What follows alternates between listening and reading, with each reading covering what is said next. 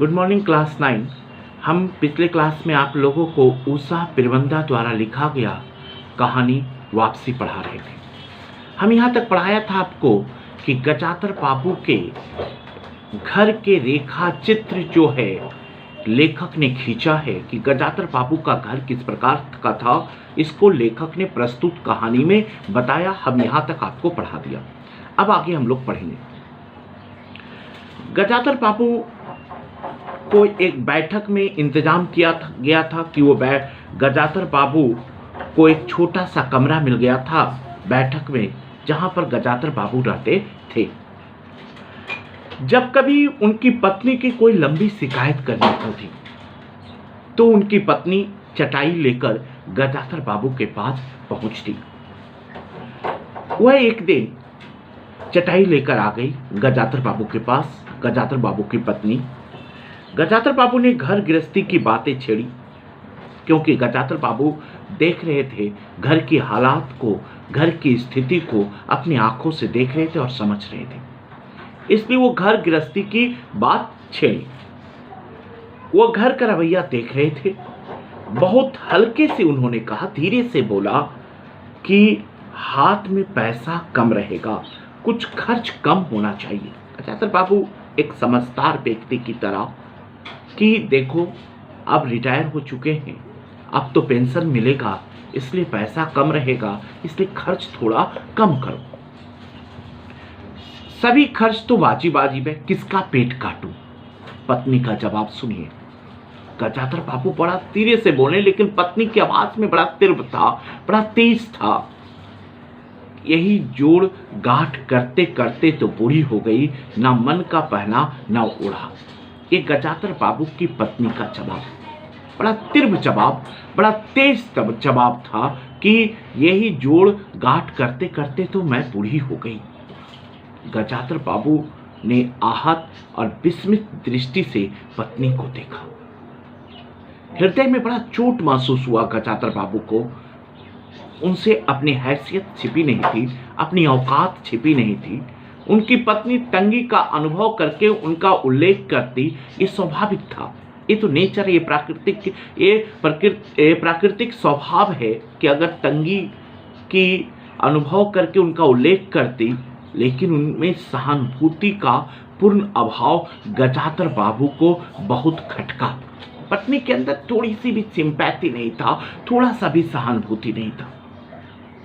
उनसे यदि राय की जाती कि प्रबंध कैसे हो, तो उन्हें चिंता कम, संतोष अधिक होता। अगर गजातर बाबू की पत्नी राय लेती, मशवरा लेती कि अच्छा बताइए किस तरह खर्च किया जाए, किस तरह आप जैसा बोलिएगा वैसा खर्च करेंगे, तो गजातर बाबू को संतोष मिलता। लेकिन उनसे तो केवल शिकायत की जाती थी। पत्नी सिर्फ आती, गजातर बाबू के पास आती तो सिर्फ शिकायत करने आती, कोई राय मशवरा नहीं। सिर्फ कभी बच्चों की शिकायत, कभी बहू की शिकायत, कभी बेटी की शिकायत लेकर गजातर बाबू के पास आती। जैसे परिवार की सब परेशानियां, गजातर बाबू को ऐसा लगता कि परिवार की सब परेशानियों के लिए वही जिम्मेदार थे। तुम्हें किस बात की कमी है अमर की मां? गजातर बाबू ने कहा, तुम्हें किस बात की कमी है अमर की मां? घर में बहू है, लड़के बच्चे हैं, सिर्फ रुपये पैसे से ही आदमी अमर नहीं होते।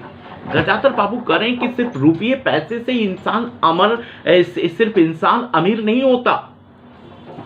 सिर्फ रुपये पैसे से ही आदमी अमीर नहीं होता, गजातर बाबू ने कहा, और कहने के साथ ही अनुमान किया वो उसकी आंतरिक अभिव्यक्ति थी।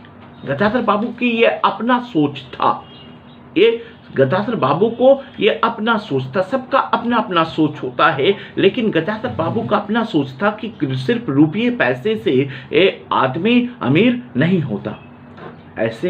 ऐसी कि उनकी पत्नी नहीं समझ सकती। हाँ, बड़ा सुख है ना बहू से?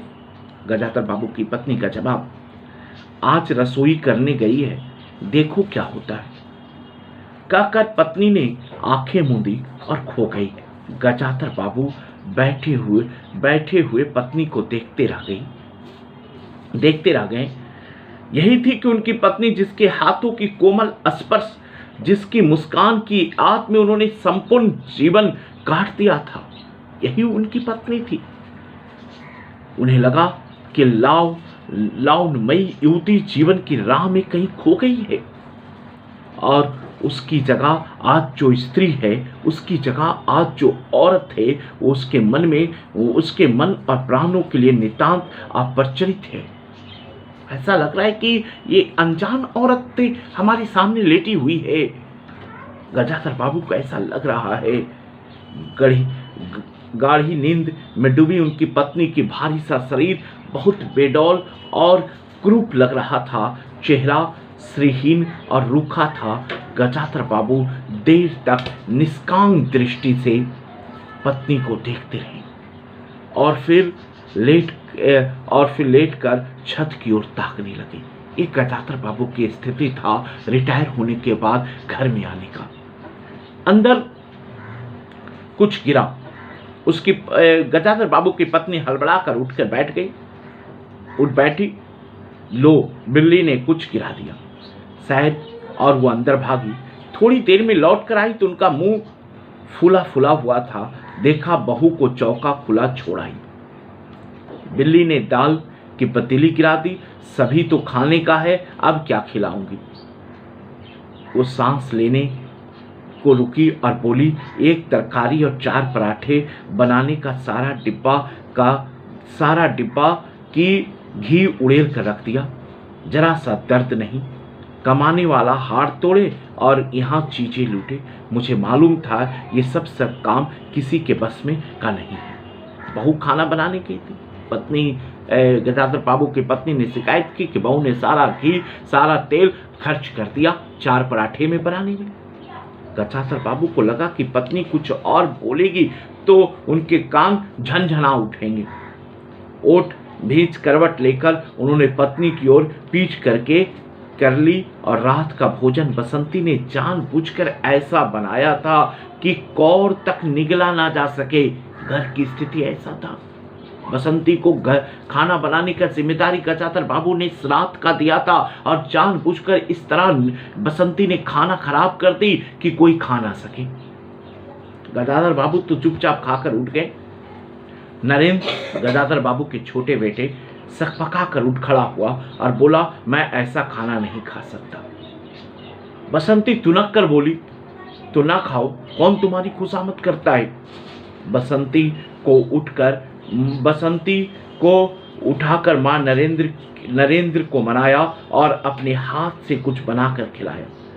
गजाधर बाबू ने बाद में पत्नी से कहा, इतनी बड़ी लड़की हो गई है और उसे खाना बनाने तक का शऊर नहीं आया। क्या सिखाई तुमने?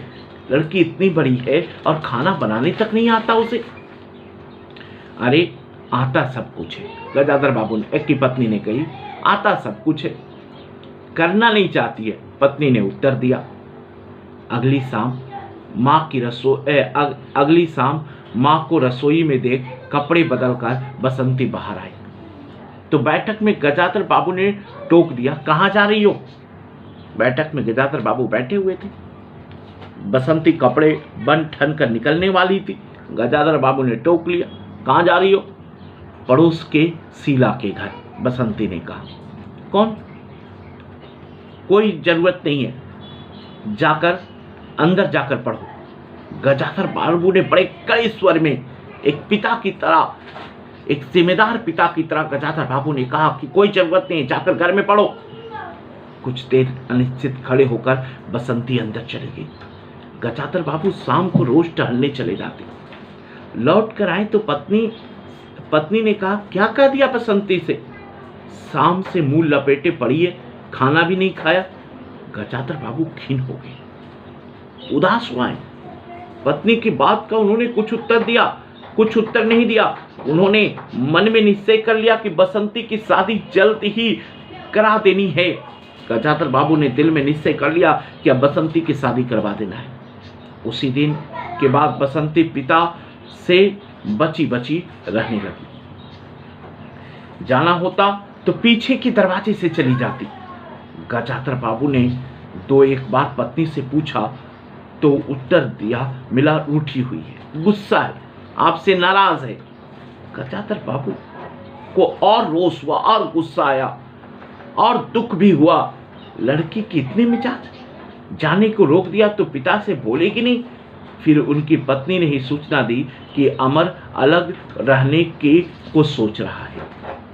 आज यहां तक पढ़ते हैं।